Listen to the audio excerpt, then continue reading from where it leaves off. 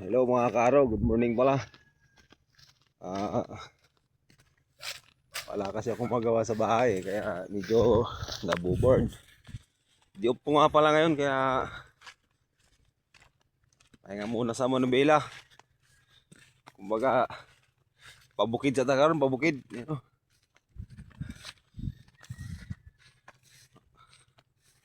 Bantay may magbalay. Ang tidak kay bala. Suri-suri sa taskuan. Gamayng kalubasan dre sa ang location ko pala ngayon sa Manaawag, Pangasinan. Sa mga kamag-anak ko dyan sa Mindanao, akala nyo nasa Manila ako, akala nyo nasa syudad ako. Hindi, probinsya rin to yung tiniran ko. Ay, tignan mo, lawak ng maisan dito.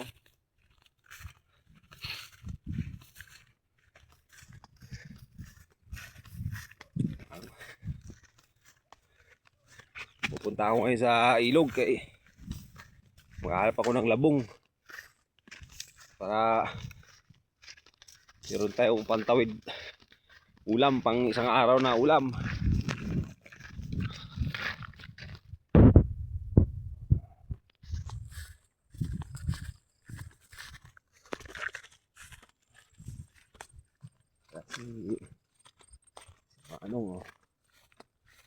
Kasi kailangan bagong pinubsan.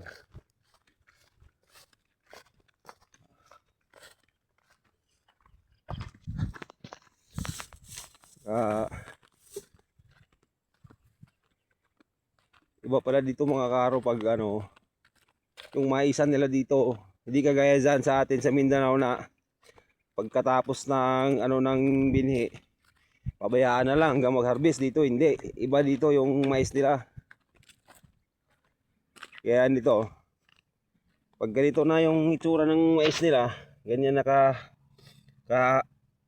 kahaba, ang ginagawa nila, pinapatubigan na nila. Nakita nyo yung mga hose na yan, tubig yan, papatubigan nila yung buong taniman nila ng mais.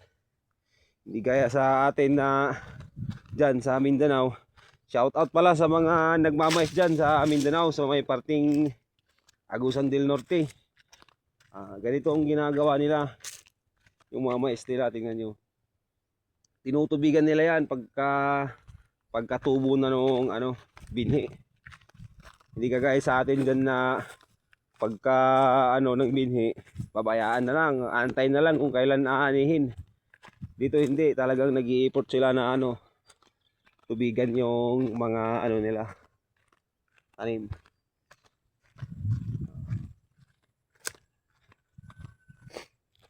Kung sa atin dyan, meron din naman dito irigasyon ng pangpalay. Dito meron din silang pampatubig ng mais. Yung may malaking hose sila dito na nakakonekta sa ilog. Yun yung nagsusupply sa kanilang tubig dito. Kasi hindi talaga to kagaya sa palay na may irigasyon. Ito iba yung pamamaraan nila. Mamaya ipapakita ko sa inyo yung malaking hose na nakakonekta doon sa ilog. So dito na tayo, malapit na tayo sa ilog.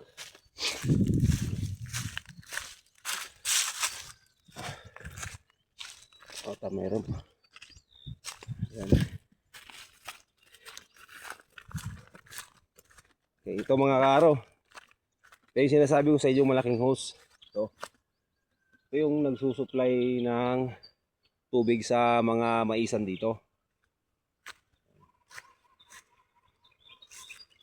Yan, hindi talaga yung kagaya sa palay na may kanal, may irigasyon.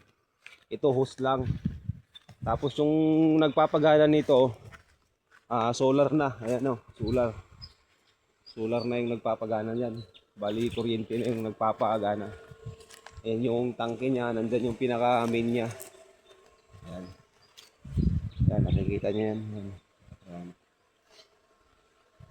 Tapos nandito yung hose papunta sa ilog. Ayan. guys. Dito nanggagaling yung tubig. Kumaga dito sumisip-sip yung pustang tubig. Ayan. Yan, ilog na yan. Tatawid ako dyan kasi pupunta ako doon sa kabilang barangay. Yan lang. Baliwa muna tayo.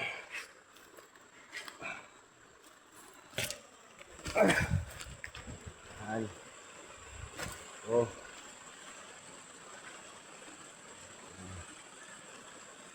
Yan yung dito yung nanggagaling yung papunta doon sa Maisan na tubig. Tayo doon tayo guys. Tayo sa kabila. Ito malalim na.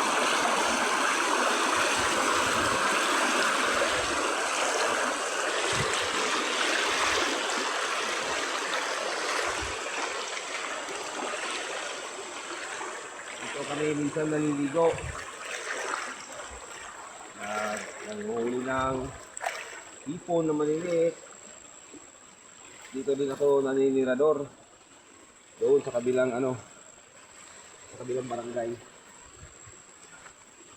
Kasi dito sa kabila, barangay Babasit, tapos dito barangay Bukaw. Part pa rin siya ng Manawag. Tapos pagtawid mo ng ilog sa kabila, na siya, Baritaw na. Barangay Baritaw, kapitbahay na barangay Babasit at barangay Bukaw. Dito medyo nag-iba na yung posisyon ng mga kahoy dito, simula kasi yung last kasing punta ko dito hindi pa dumaan yung bagyong yung huling bagyong dumaan, tumama sa Pangasinan, bagyong Uwan. Yung last ko napunta dito wala pa yung bagyong Uwan. So ngayon medyo nag-iba-iba lang kasi marami ng mga natutumbang puno. Kasi medyo malakas din yung bagyo yung dumaan dito sa amin eh. Signal number 5 kami dito noon eh, nung time ni bagyong Uwan. Siguro mga 1 month na siguro. Hindi na ako nakakapasyal dito. So, since day off ko today, may time akong maggalagala. Ang hirap din naman na porkit day off ko eh, nakamukmuk ka lang sa bahay. Kaya, nagliliwaliw din ako sa mga ganitong lugar. Ano ba? Unwind ba? Unwind. Mahilig tayo sa mga ganitong lugar. Nasanay tayo. Siyempre, pinanggalingan natin, hindi naman syudad, bundok din. 8 years na akong hindi nakakauwi sa Mindanao, sa amin. Kaya namimiss ko na yung mga ganitong lugar, hindi yung puro na lang kalsada yung nasa puro na lang pasada. Kahanap ka ng ganito, preskong hangin, tahimik, hindi yung puro na lang busina sa sasakyan ang maririnig mo, puro usok na lang ng sasakyan ang malalanghap mo. Ibahin naman natin kahit isang araw lang. Okay, so may daan dito. Yan. Ito part na to ng barangay Baritaw. Yan. Dito kahit naman hindi ka kilala, di ka naman nila kumbaga pag bagong mukha ka sa lugar nila, di ka naman nila gagalawin unless may ginagawa kang kalokohan. So, mga alaga din sila. Pupunta ko.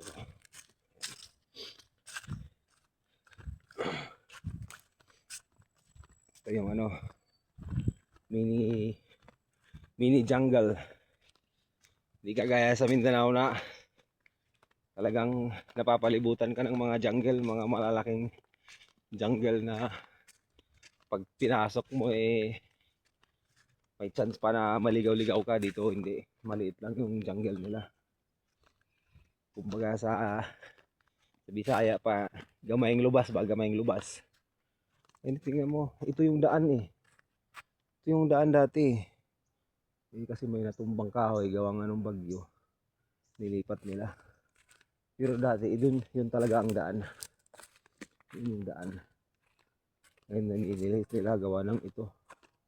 May bumagsak na kahoy. Ito pala yung kahoy na ano, yung nakakain yung bunga, yung ang tawag dito eh kamatsili.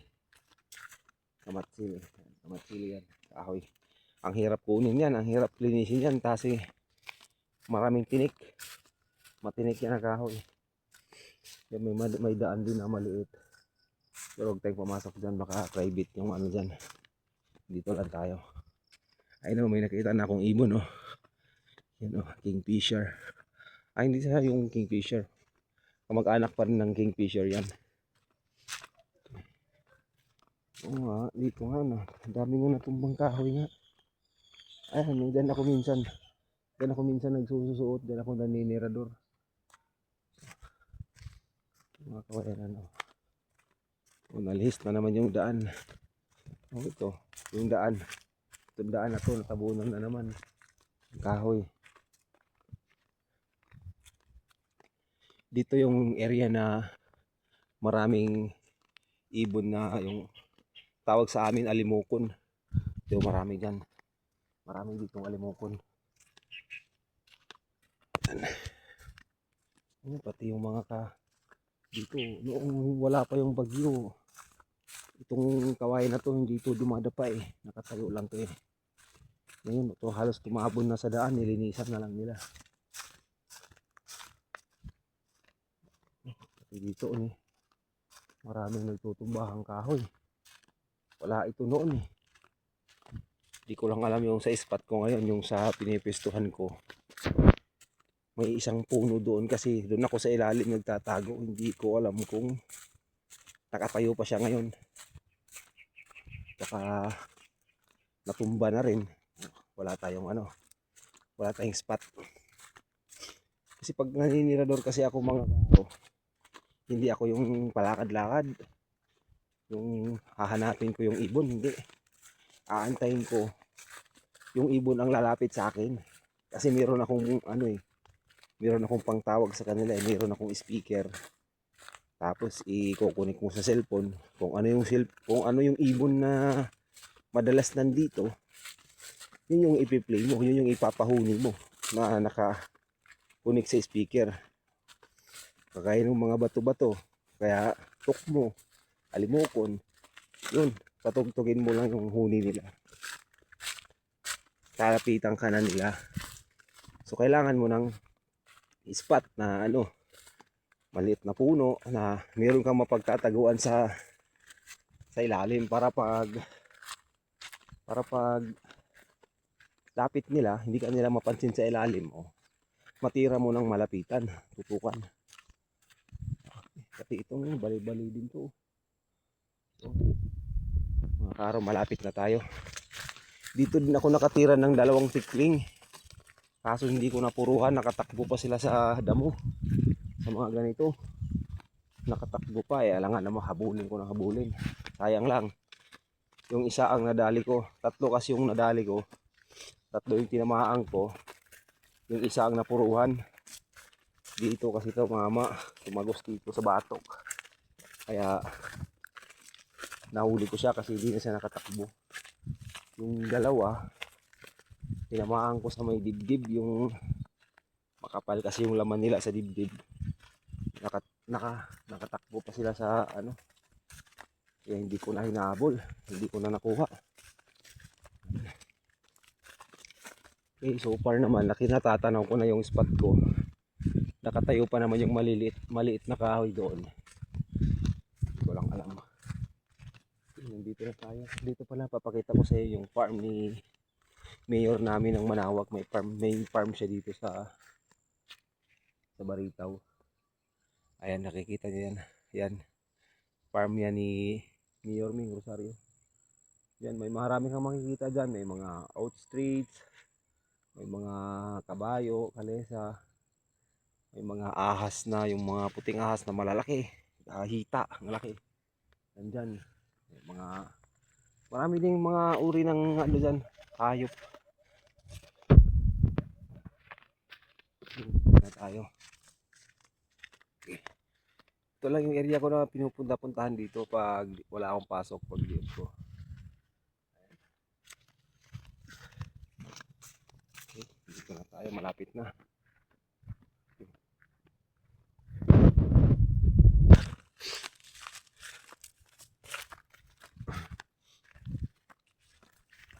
Malapit na tayo mga kaaro.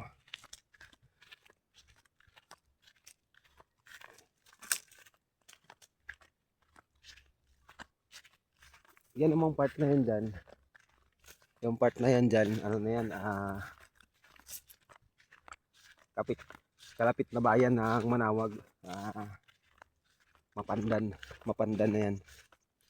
Mapandan, Manawag.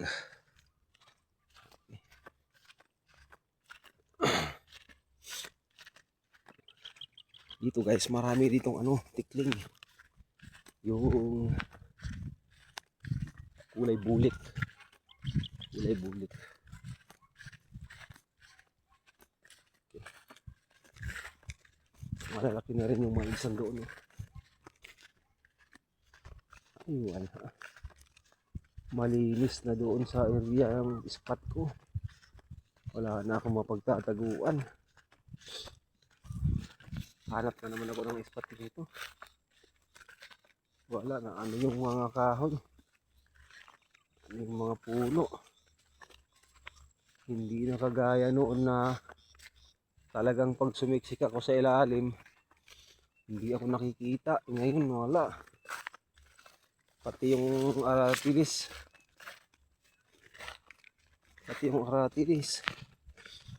Natumba. Tumba yung aratilis. Ay wala mga kaaraw, wala tayong ano ngayon. Wala tayong spot ngayon. Natumba yung ano. Yan. Dito ko nadali yung isang tikling, dito ko tinamaan. Dito. Sumiksik doon. Hindi ko na hinabol. Ay wala. Open na yung ano. Diyan ang ano ko kasi. Diyan yung pwesto ko. Yan. Dito naman sila dumadapo yung mga tukmo. Diyan ko nadadali.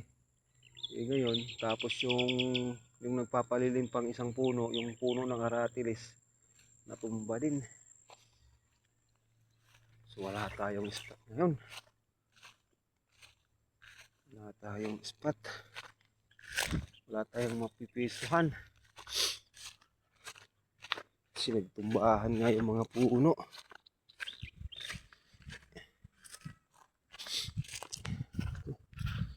Dito lang kasi yung medyo maganda-gandang pwesto eh. Noon eh. Ayan o. Ayan o. Yan. Diyan ako nagtatago sa ilalim ngayon. Paano ako makatago eh. Natumba yung aratilis. Tapos doon naman. Kitang-kita na ako doon. Nandito kasi yung mga tikling eh. Nandito yung mga ibon. Wala. Yan ilog na rin kasi yan. Ilog. Barangay Mapandan na yan dyan. Barangay Mapandan. Wala tayong magandang spot ngayon. Pag pupunta naman ako doon, wala nang ganong nakakatabon sa ano. Kitang kita na ako pag may lumapit na ibon. So ngayon, titingnan ko dito sa kabila.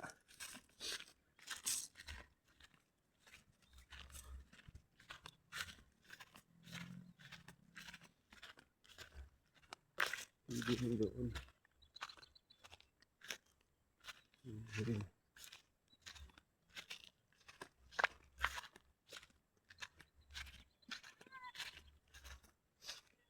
Wala nang magandang spot dito.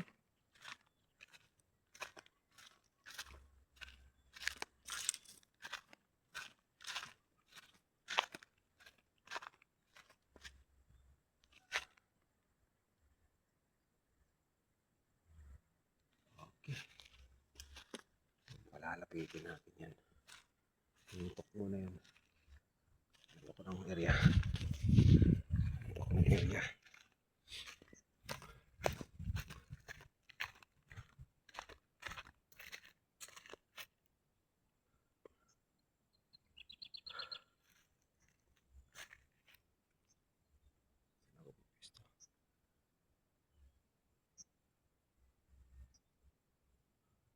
Okay.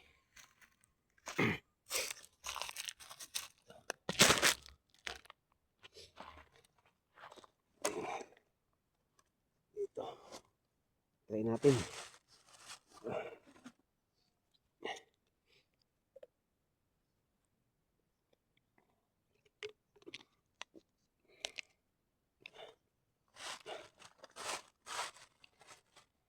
pala yung ginagamit ko guys pag ano, maniniror ako ito. Yan. Bali dalawa, may reserva ako para pag naputulan ako. Yan, dalawa yan. Tapos may mga reserva na rin akong guma. Yan, may mga baon na rin akong guma dito. Yan. So, marami pa to. May mga reserva ako dito para ano, pag naputulan ka, meron agad kang maipalit. Saka, meron pa pala akong natirang bala. Yung last time na order ko. Pero meron akong ano kasi may nag-order uli ako ng 400 pieces. Ito pa lang ginagamit kong bala guys. Ito. Ayan. Ito yung pambala ko dito. Na-order lang to sa ano, sa Shopee. Ito sa Shopee lang din to, sa Shopee ko lang din to in-order. Ito. Tapos ito yung bala niya. Yung size pala ng bala ko guys is 8mm. Ito lang yung pangbala ko. So, di ko muna to ilabas. Ito muna ang gagamitin ko. Ito yung sinasabi ko, speaker. Kailangan may ganito ka para hindi ka na yung palakad-lakad hahanap ng ibon. Hindi. Ito lang yung pagaganahin mo. Ikaw yung lalapitan ng ibon. Kung ano yung gusto mong ibon, kumbaga kung bato-bato, ano mo lang, i-connect mo lang. Tapos saka mo anuhin. Score muna tayo. So ngayon guys, isang cellphone lang kasi ang dala ko. Hindi muna ako makapag-video kasi mag-YouTube ako gawa ng ito, papaganahin ko. Balitaan ko na lang kayo mamaya pag may huli ako. Sige guys. Ito mga karo. Mamaya uli. Balikan ko kayo mamaya. Mga 1 oras siguro. Okay.